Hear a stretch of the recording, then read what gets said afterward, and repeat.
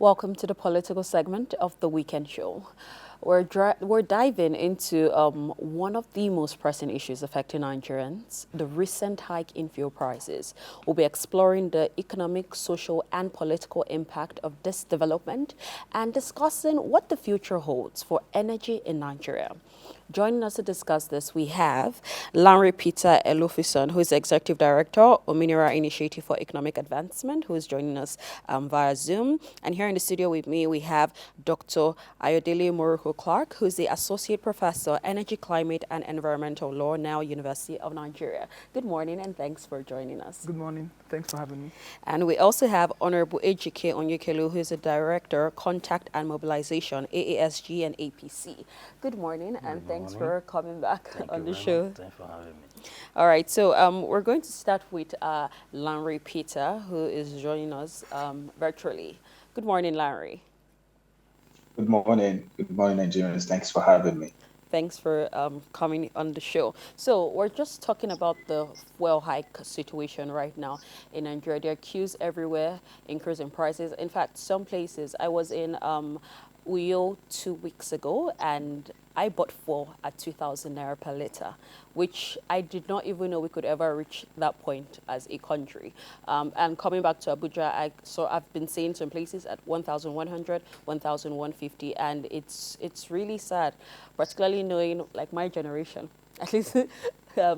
The lowest I remember my parents buying fuel was, I believe, 65 naira per liter, and now look at where we are. It's really crazy. So, Larry, could you explain this current economic situation that we're going through? Thank you again for having me and for that question. I agree with you that times are not good for Nigerians right now because obviously the fuel price hike. As you said, you couldn't imagine that we'll get to a point where we're buying a liter of fuel of PMS for over 1,000 naira. As a matter of fact, we don't know what the cost will be at the end because it's still fluctuating. But this is what happens when what we're experiencing now is a result of the dependency that happens when we've had, of fuel of subsidies. We've had fuel subsidy for long, the government paying the balance for every liter of petrol that we consume for as long as we can remember. So, this was going to happen when the president said that, fuel subsidy is gone, and we chose to, remove fuel subsidy at this time. If you remember when we deregulated the telecommunication sector many years ago, something similar happened. You have the prices of SIM cards went off the roof, and then it took years before the market regulated that and the prices adjusted and it became affordable. This is the same thing that would happen as we're embarking on liberalizing the petroleum sector. It is this is going to happen. What we just didn't, I did not envision was that we will be removing fuel subsidy because I supported the removal of fuel subsidy, and I think it's the right thing to do, but maybe not the right time. I didn't imagine that we'll remove fuel subsidy at the time when food prices are off the roof, at the time when the naira is at all-time low. I think the timing of this policy is what's not good, and also because of other problems that we have. So the economic situation at this moment is really bad. It's impacting businesses badly. It's impacting households, increasing cost of living, cost of operating businesses. As a matter of fact, people are, shutting down their businesses now, and then we're just pushing people more into poverty. And something really has to be done as a matter of urgency because we need to make a decision to cushion the impact on the people. Yeah, I agree with you. There's no doubt that subsidy had to be removed, but the timing is where there are questions around. Let's talk inflation now. What are your thoughts on inflation, particularly with the effect of this fall price hike? What is the immediate and long-term effects of all of this? The immediate effect of the fuel price hike has driven us even further deep into the inflation crisis that we already had prior to removing subsidy, or the fuel price hike that we've seen about 2 3 times within the last month. And we're still it's a you know we're watching what the NNPC, the EIPMAN, and the refinery, all the conversations going. There's this back and forth about what the pricing would be. So we're not sure yet where it will be, but the immediate impact, obviously, is that businesses cannot operate. I was speaking to a baker. I was at the Man's Bakery a couple of days ago, and he was telling me about how the cost of logistics has made him stop. It has affected his cost of production, so he's producing less now. Cost of logistics has become so much that he's considering selling one of the cars that he used to distribute his bread. He's scared that his business is running down, and that people are not, buying as much bread as they used to, as he has, so the impact is there. Everyone is feeling it. Food's expensive, cost of transportation. Students now, what one of the things we would see is that a lot of students will drop out of school. A lot of young Nigerians who are currently maybe undergoing training to develop skills may not be able to afford, cost of transportation. So this is really bad at this time.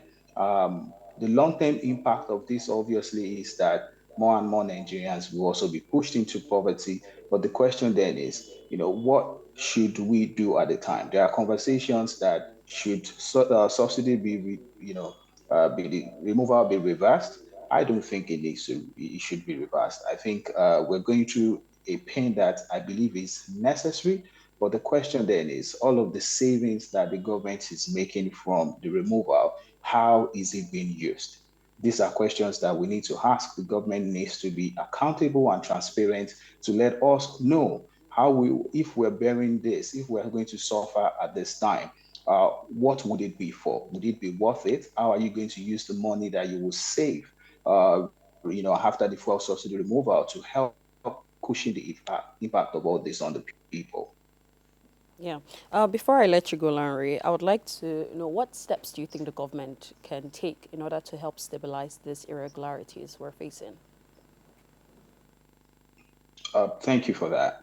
I think that we have already embarked on, on this journey to deregulate that sector, and I don't think uh, we should rescind on that decision. I think we have to move forward with that decision. It should have been done long time ago at a better time, but it's already been done. What we should not consider doing is, I don't believe in cash transfers. I don't believe that the government should mark 10,000, 15,000, 20,000 for a group of Nigerians, because you then find that the means of transferring those monies are not transparent, and you also see a lot of corruption happening in that. I think that the government needs to consider access to credit for businesses, low interest credit. This has been one of the problems that we faced. Businesses not having access to capital. I think if the government can consider in this period as a um, short-term strategy to provide low interest credits to businesses. And I think what's most important as well is for our leadership to become much more responsible. We cannot continue to be a nation with irresponsible leadership. What we've seen over the years are mistakes we've made, things that we should have done at the right time that we didn't do. And now the current administration needs to show responsibility. And to do that, you just have to really be transparent and accountable. Let the people know if this is what we have to bear at this time, we must be accountable and transparent. And more importantly, we need to determine what matters most. We don't just have to be, right for the sake of, economics. We need to put people at the center of our policy making. Because one of the great mistakes that you can do as a government administration is to judge policies and programs just by their intentions. you cannot just judge by intentions, because good intentions do not necessarily lead to good results. That's the case we're seeing now.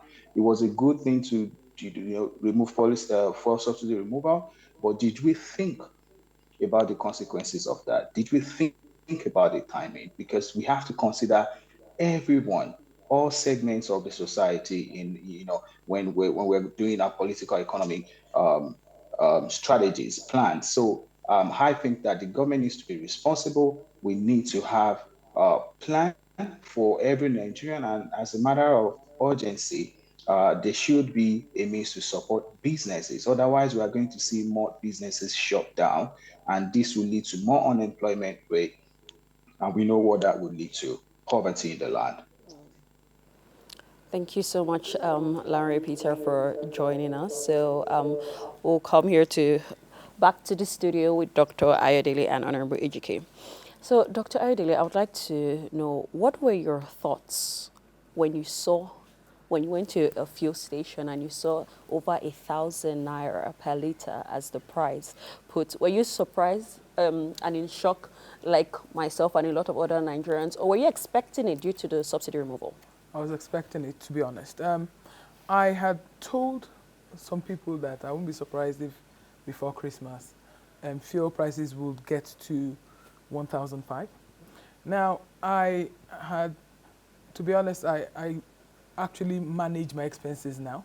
I don't go out as frivolously as I used to go out. And so it took a while.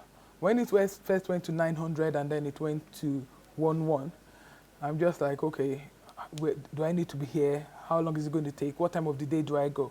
So I was not like taken aback like a lot of people. I was expecting it because, of course, the naira is still falling, and this has an effect on everything. The price of oil, of course, and of petroleum. We have a refinery now that is working, but that's not the only source of the petroleum products that we have. And if we look at it, with the removal of subsidy, what has happened is that the average Nigerian feels kind of bereft. They are complaining prices of foodstuff is high, housing high, transportation high, and there seems to be no succor anywhere. Now, the thing is, it's not just only the petrol situation. Nigeria is pretty much still a single economy country, and we have to diversify. That is one of the key things that is going to make us get out of this quagmire that we are in. Now, the subsidy had to go. I agree with what Larry said. It had to go, and there was no choice with that. Now, it's the manner in which it went that seemed a bit harsh and unfeeling to a lot of Nigerians. What people would have preferred, and I would have preferred, was a gradual phase out of the subsidy so that people had time to brace themselves, and alternative sources of the economy, like we need to invest in agriculture. We need to, science and technology we are lacking in this country. And these are the areas that are supposed to bring us out of what is pretty much economic poverty. The system we have now is the system of palliatives, like, oh, we are going to give X amount of youths 50,000 naira. It's still kind of a subsidy thing. And we understood why subsidy had to go. The country kept borrowing, we couldn't afford it. However, if we do not make alternate plans, things are going to get worse, not any better. So no, I was not surprised, and I won't be surprised if it goes up again, to be honest. That I don't, I'm speechless because from last year, I have been complaining every time I'm on this show about the fuel prices, and it has just gotten worse. And it's so unfortunate because I used to, before all of this began, I used to fill my tank with 8,000 to 10,000 naira. Yes. It all depends on the station. And now I'm filling my tank at 60,000 naira. The gap is so much. And it's, as you said, it's a ripple effect because it's affecting every other sector. Yeah. A lot of us are quite angry and disgruntled because it's not a thing that happened over 20 years or 10 years. Last year, we were still buying petrol at 100 and something naira per liter. So it's almost like 10 times what we are paying today. And if you had told the average Nigerian at the end of when they were voting, because that was the period we had, of course, the change of the naira and the cashless policy, and people did not even have nairas. That was the problem we were battling January, February last year, 2023. If you had told them, you know what, next year you're going to buy petrol for over 1,000, nobody would have believed it. They'd be like, oh, never, never, it's not going to happen. But here we are. And Nigerians have a high threshold for pain and suffering. We do. We keep shifting, we keep adjusting, we keep, like, they say we don't understand, but we do. We understand very well, and we're very patient. What should not be taken for granted is the patience of the Nigerians, the empathy they have with the government, because they do. Many Nigerians understand what's going on. What they do not see is the light at the end of the tunnel. And for anybody, if you're going through any suffering or any period of trials or tribulation, you want a light at the end of the tunnel. This suffering is going to end sometime soon. Things are being put in place. As they say, it go better, it go better. We don't know when it go better. Okay. Honorable, I would like you to come in the discussion. You've been smiling since, and I want to know, do you actually believe there's a light at the end of this particular tunnel we Nigerians are in? Definitely, there is. That's why I've been smiling since the ongoing discussion. You know, I will always say that well said, trust me. But, you know, before I would dive right into the exact discussion today, being the fuel hike, I just want to touch 3 to 4 places. Okay? It's not that I'm trying to, you know, make an excuse for anybody. You know, each time I sit here, I don't sit here like a party person. I don't sit like a partisan. I always sit here as an elder statesman. In as much as our party is in control, like we are the led administration, but I always put the interest of the people far above the 3 P's interest. What I mean by 3 P's interest is personal, party, and politics interest. But if I sincerely, with all honesty, confidently say to Nigerians, there is light, not just green light at the end of this tunnel. I'm happy that first and second speakers acknowledge that removal of fuel subsidy is the right thing to do. But, you know, most people argue it, that no. Removing fuel subsidy, so forth and so on. But that is the right thing to do. And there is no better time than now. I'm coming there. It might not be palatable. But at the end of my speech, we'll find so many reasons to know that, yes, this is the right time. There's no other better time. Procrastination, they say, is just a tip of time. And as the case may be, if I should drive us, you know, most reason for this recent fuel hike, petroleum price hike, Section 205 of the PIA, which is Petroleum Industrial Act, that established NNPC, stipulated that the fuel or the petroleum price will determined by unrestricted free market forces. Now, the market has been deregulated, meaning that the market forces will now determine the price of fuel, rather than the government or the NNPC. I don't know if you're getting where I'm coming from. Mm-hmm. Understand this circle.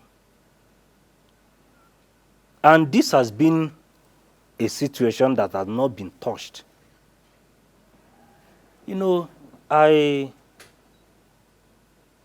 for you to be a great leader, you must possess either of this skill, that of fisherman or a hunter. I agree with us that His Excellency Bola Ahmed Tinubu possesses that skill of a hunter. And that is exactly what is really thriving at this point in time. But he got to the office, he saw two roads. Take by the left, will take us back to where we were and definitely be doomed. Take by the right, it will not be easy or grossy, but there is light, a green light at the end of the tunnel. Okay, decided to took the horn. To took the bull by the horn. He now took the right direction. And here we are. Nobody can dismiss the recent hardship in Nigeria. No, not even me that seated here. But I think what he did was, first of all, to identify with the needs of the people and slightly turn little blind eyes to the wants of the people, which has been, talking about subsidy removal, immediately he entered, which is May 29, 2023, he eradicated the subsidy, the fuel subsidy. So you're saying that's a right move? Immediately? I'm coming. Let me finish. Please continue. So he eradicated the fuel subsidy.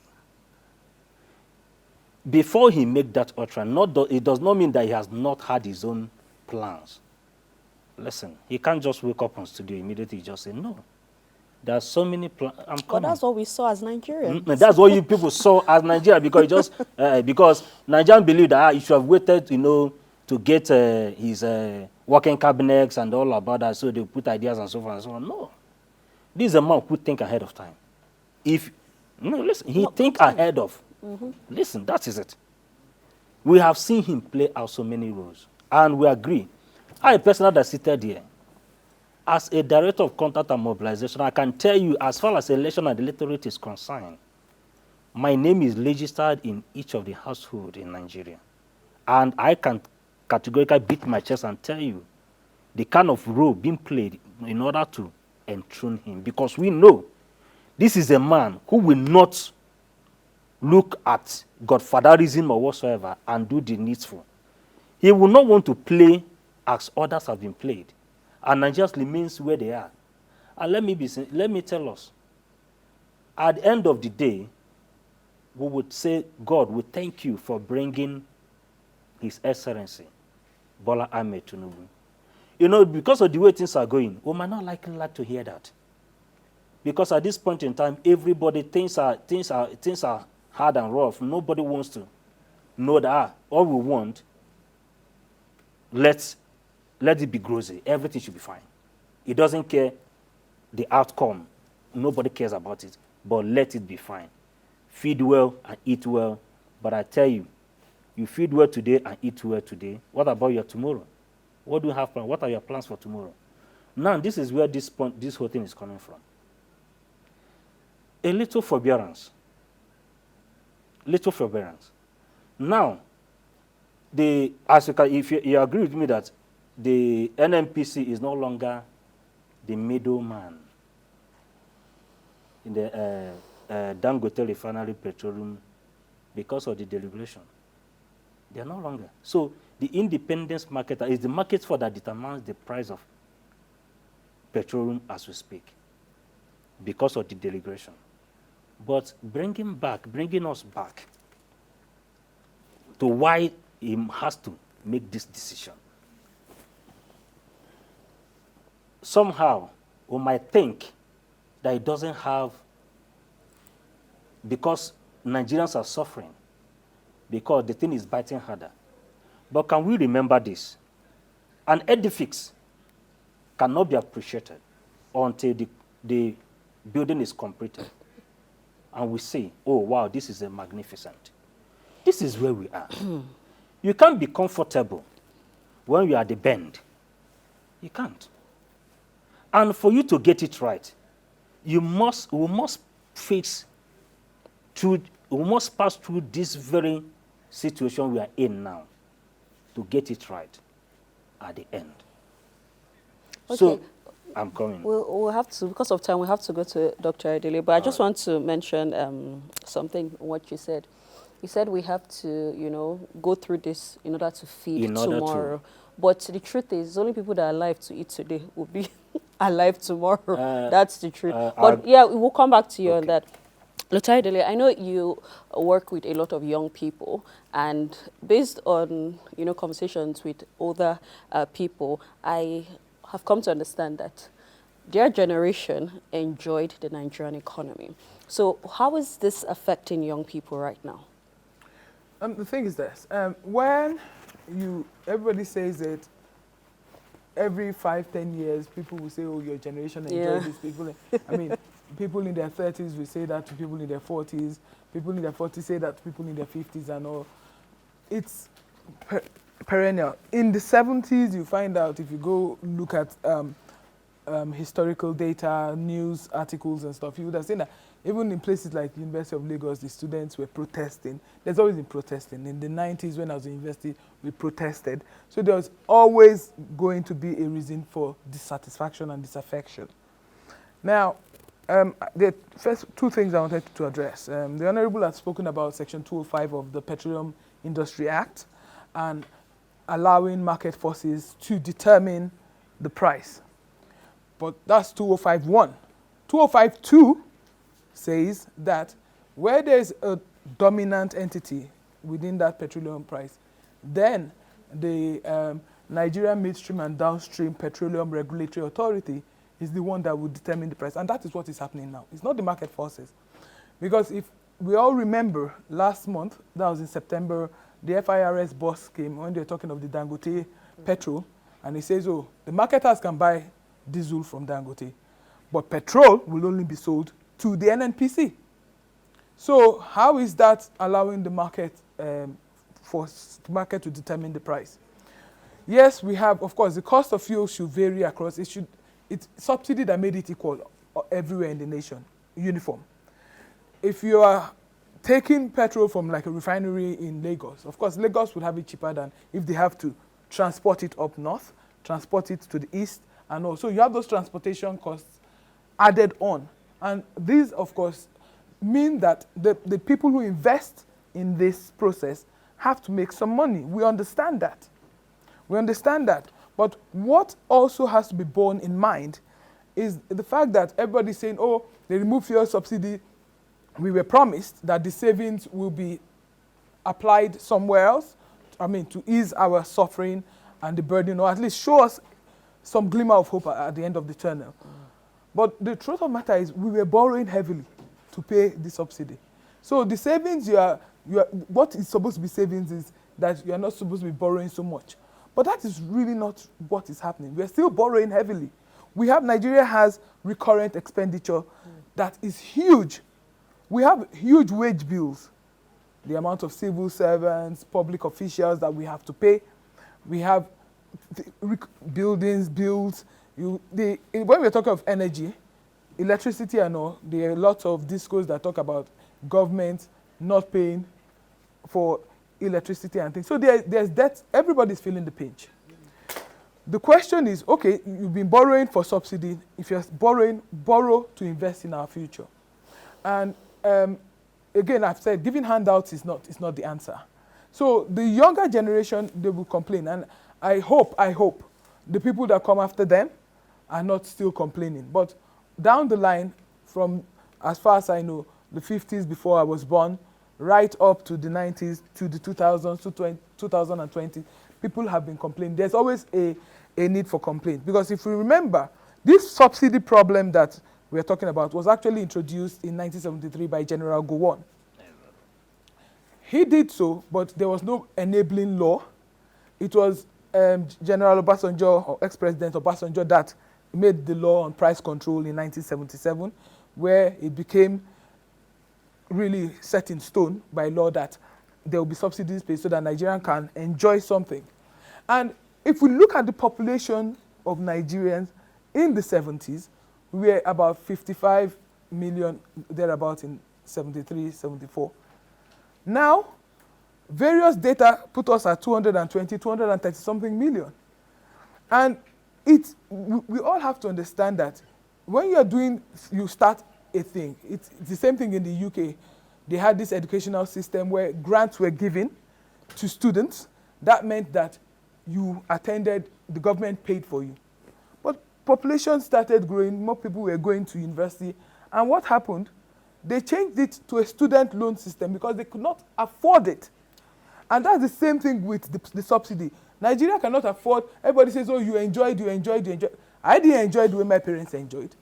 Even my bigger siblings that were born in the 60s, they had better things than me. But I went to a federal government college. And back then, I remember boarding house school fees was 80 naira for 3 months. I mean, the highest note we had was 20 naira. And we used coins. We had the 1 kobo coin. We had 5 kobo. We had 10 kobo. But this current generation do not even know what that looks like. And now even the 1,000 is looking like it's not good enough. That we may need to get maybe like a 5,000 naira note or a 10,000 naira note. And so the thing is, what one hopes is that the government would invest. But it's hard to feel that they are investing when a lot of us are groaning and suffering, and then you start hearing things of expenses or buying new this, investing X amount of billion on that. And it makes us feel like, oh, if we are supposed to brace and, you know, like the Israelites, they said, oh, there'll be the years, the Egyptians, sorry, there'll be the years of plenty, then there'll be the years of want. So you tighten your belt and you hope for the future. But if you're supposed to do that, then the government should show us that, okay, we understand, we are working towards it, there's a bright future ahead. Yeah. Larry, I hope you're still with us and you've been enjoying the conversation so far. Yes, I have. Yes. Okay, so because of time, we have to round up now. But before we go, I'd like to hear your final words. What's the future of energy in Nigeria? In 1 minute, please. Okay. I think the future, as Honorable said, there's light at the end of the tunnel, but that's a long-term tunnel. We're talking about maybe about in a decade before, and we're never going to have energy as low as PMS in this case, as low as we've had it. It will not go back to that low. What we need to do, as a matter of fact, is to begin to look at alternatives. Solar energy, which has been, becoming popular, though expensive, but we need to consider alternative sources. But it's a good thing that we have to, deregulate that sector. But what is really important, as Doctor was also saying, is that the government should be responsible. You cannot, push the responsibility onto the citizens and, and ask us to bear this period while you are, living large. And, the corruption that we've complained over the years still exists, when you're not planning properly. For instance, look at, we don't know what the budget is. This government does not have the medium-term expenditure framework out yet. The National Assembly is asking to provide the budget, or the 2025 budget, because we're not doing things excellently. You cannot ask citizens to be responsible when the leadership should be responsible first. So we need to be responsible, and then we need to determine what matters. The people. We need to have people-centered policies, not just for political gains, removing subsidy on your day of your coming into office. I think that was to end it, a wrong one. We should have people-centered policies. As we always say on this show, continue to hold everyone who is a leader in the government, from your councillors to the local government chairman, up to the commissioners, the state governors. Don't just focus on the president. Yes, he is, you know, the final boss stop, but we should also hold every other person accountable, because at the end of the day, all we want is a better Nigeria. Thank you so much for joining us on the political segment. We still have more coming up on the weekend show. Do stay with us.